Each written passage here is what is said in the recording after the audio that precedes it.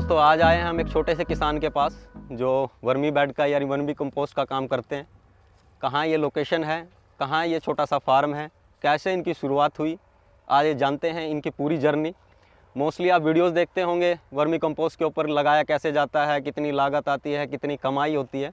आज इसके बारे में ज़्यादा डिटेल से बात नहीं करेंगे, बात करेंगे सिर्फ किसानों को समस्याएँ कहाँ आती है, असफल क्यों होते हैं किसान ये वर्मी कंपोस्ट के बिज़नेस में।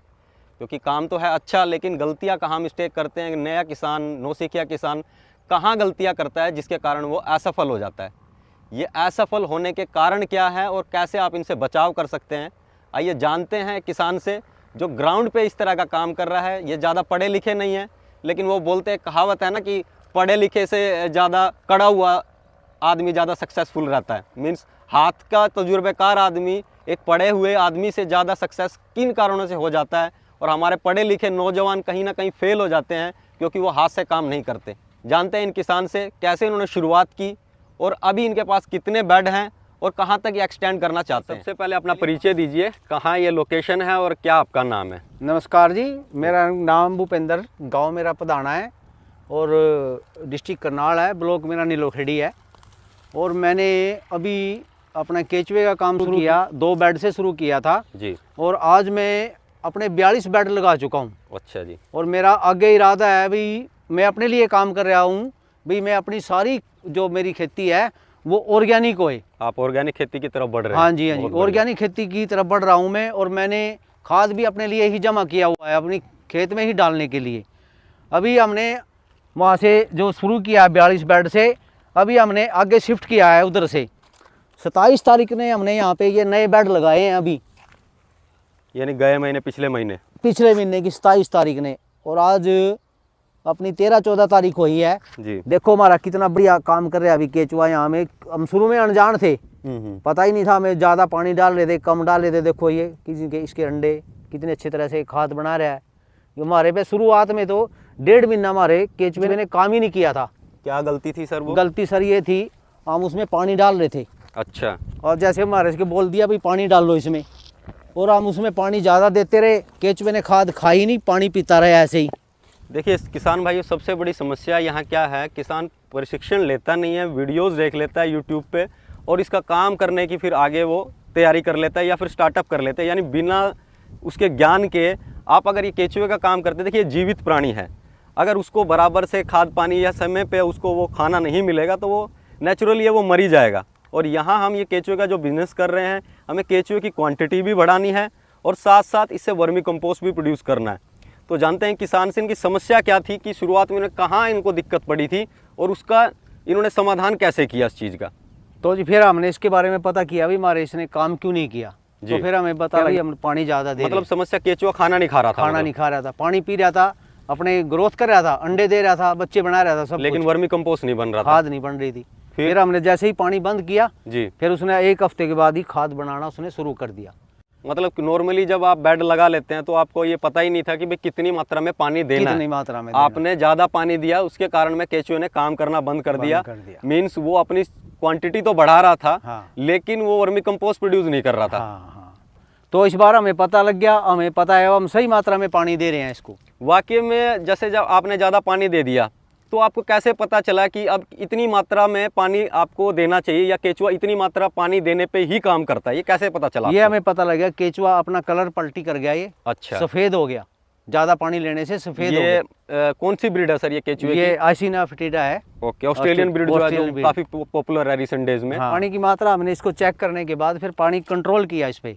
तो अब तो केचुए ने जब अपना रंग बदल लिया, मैंने मीन्स वो लाल से फिर सफ़ेद हो गया।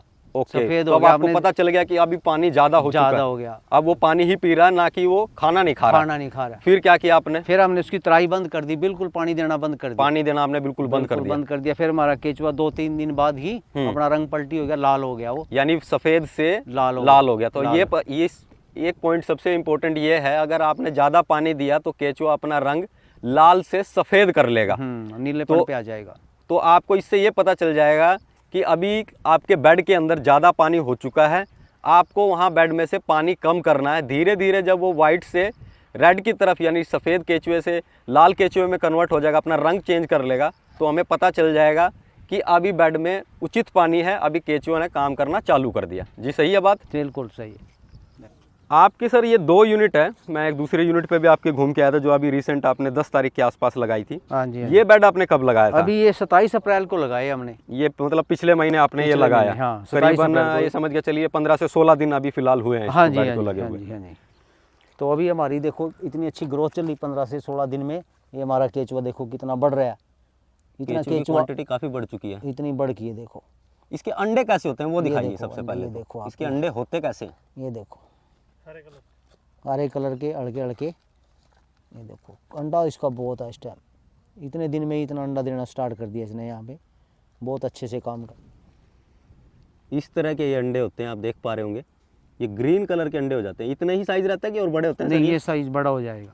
और इसके अंदर से कितने केचुए निकलेंगे? 3 से 5 केचुए निकलते हैं इसके अंदर से, एक अंडे के अंदर से? एक अंडे के अंदर लेकिन से। नॉर्मली तो देखा जाता है कि एक अंडे के अंदर में से एक ही जीवित प्राणी निकलता है नहीं mostly। नहीं, इसके अंदर से 3 से 5 निकलते हैं। जैसा ये 60 फीट के बेड के अंदर आपने कितनी मात्रा में केचुआ डाला?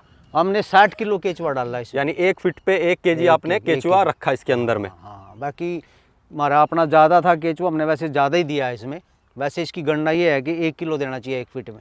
वैसे इसका माप ये है कि अगर आपने एक 4 फीट का बेड है और आपकी बेड की लंबाई 30 फीट है तो 30 केजी केचुआ। हाँ। अगर आप लंबाई ज़्यादा कर रहे हैं तो पर फीट के हिसाब से बढ़ता चला जाएगा। जैसे यहाँ मैं बेड देख पा रहा हूँ 30 फीट पे भी हैं और 60 फीट पे भी आपने लगाए हैं। हाँ। ये 60 फीट के बेड के अंदर में आपने 60 किलो केचुआ डाला है इसके अंदर। बिल्कुल बिल्कुल। ये केचुआ जब 60 किलो आपने इसके अंदर डाल दिया, मान लीजिए आज मैं केचुआ डाल देता हूँ इसमें, केचुआ डालने के कितने समय के बाद में ये वर्मी कंपोस्ट तैयार कर देता है? ये वैसे टाइम तो 3 महीने का देते हैं जी, यानी 90 दिन। 90 दिन। हम्म। लेकिन अगर जो कोई अच्छी देख रेख कर ले तो ये 60 से 70 दिन में भी पूरा वो खाद आपकी तैयार कर। केयरिंग के ऊपर अगर केचुआ अच्छे से काम कर रहा है तो वो हाँ, पहले भी दे सकता है। पहले भी वैसे एक बेड के अंदर में कितना किलो आपने ये गोबर डाला था, यानी कितनी मात्रा, एक अगर एक औसत गणना की जाए तो एक 60 फीट के बेड में या फिर 30 फीट के बेड में कितना गोबर डालेंगे और कितना उससे वर्मी कंपोस्ट बनता है? 3000 किलो डाला जैसे। यानी 3 टन आपने इसके अंदर गोबर डाला है। हाँ। वो 3 टन गोबर का 90 दिन के बाद में कितना वर्मी कंपोस्ट निकलेगा? 3 टन का 1.5 टन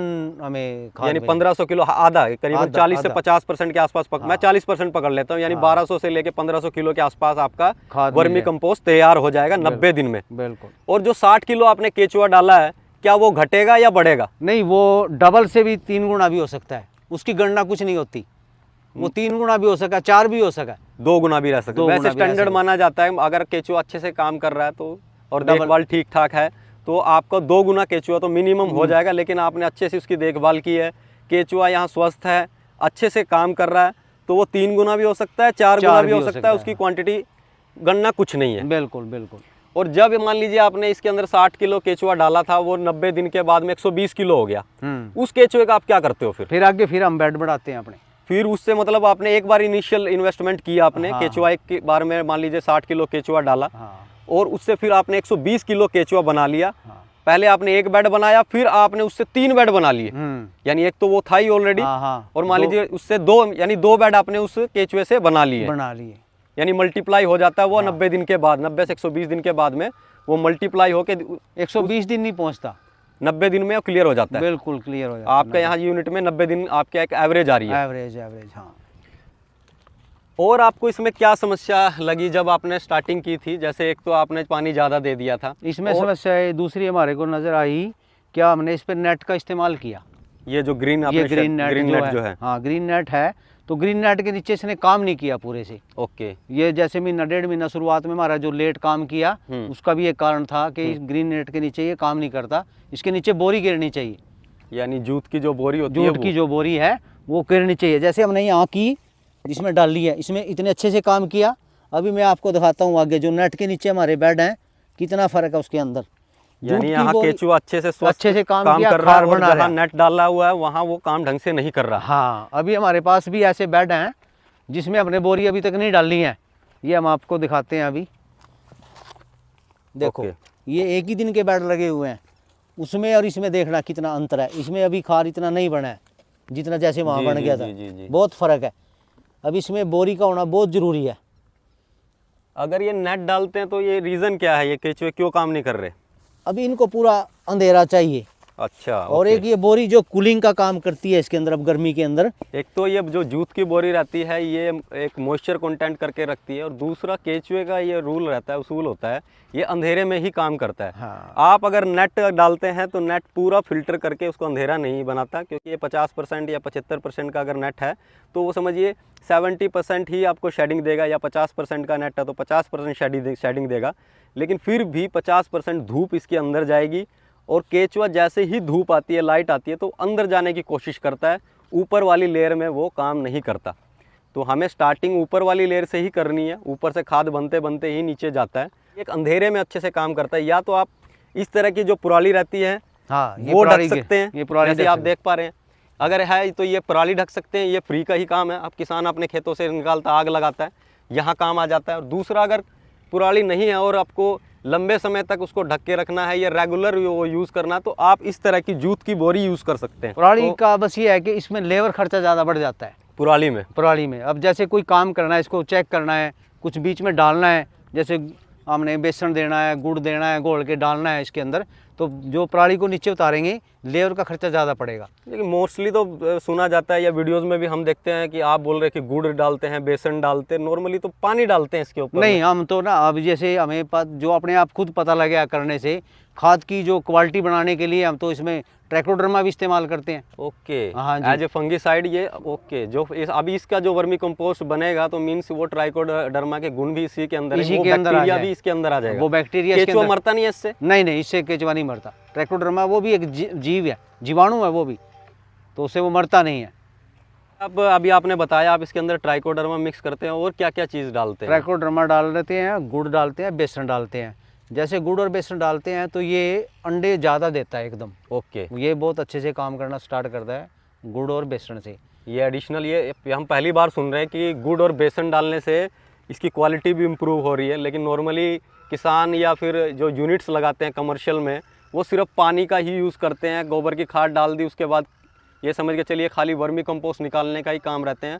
यानी आप यहाँ क्वालिटी इंप्रूवमेंट का भी काम कर रहे हैं साथ साथ। हाँ, ट्राइकोडर्मा इसलिए डालते हैं कि हमारे खाद की क्वालिटी, जीवाणु सीधे हो जाते हैं। मेन मतलब हमारा तो मतलब है अपनी ज़मीन को सुधारना, अपनी ज़मीन के लिए हम काम कर रहे हैं।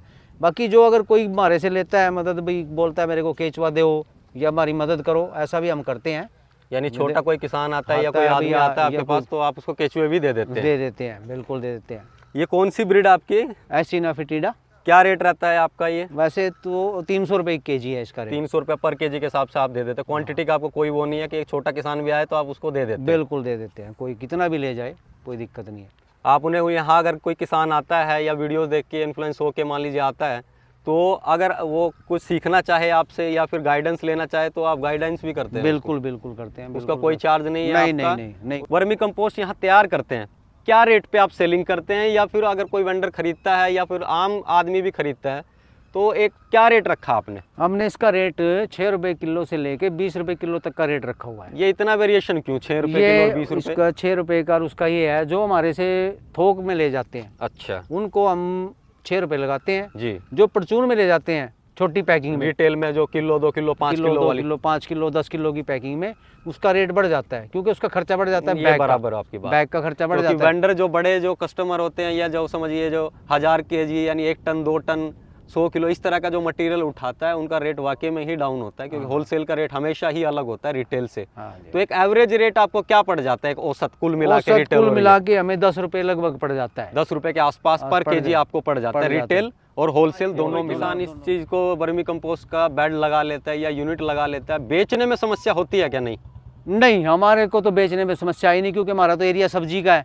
हमारे पास तो डिमांड ही नहीं पूरी होती खाद की, हमारे पास तो खाद इतनी है ही नहीं जितनी डिमांड हमारे पास यहाँ है। यानी आप अगर छोटा कोई कस्टमर आता है किलो 2 किलो 5 किलो या 10 किलो वाला भी, आप उससे परहेज नहीं करते? लेकिन वो रेट परहेज आपका नहीं, थोड़ा सा अप डाउन हो जाता है? बिल्कुल बिल्कुल, हम दे देते हैं सबको, मना नहीं किसी को करते, हम कोई भी कितना भी ले जाए दे देते हैं सभी को।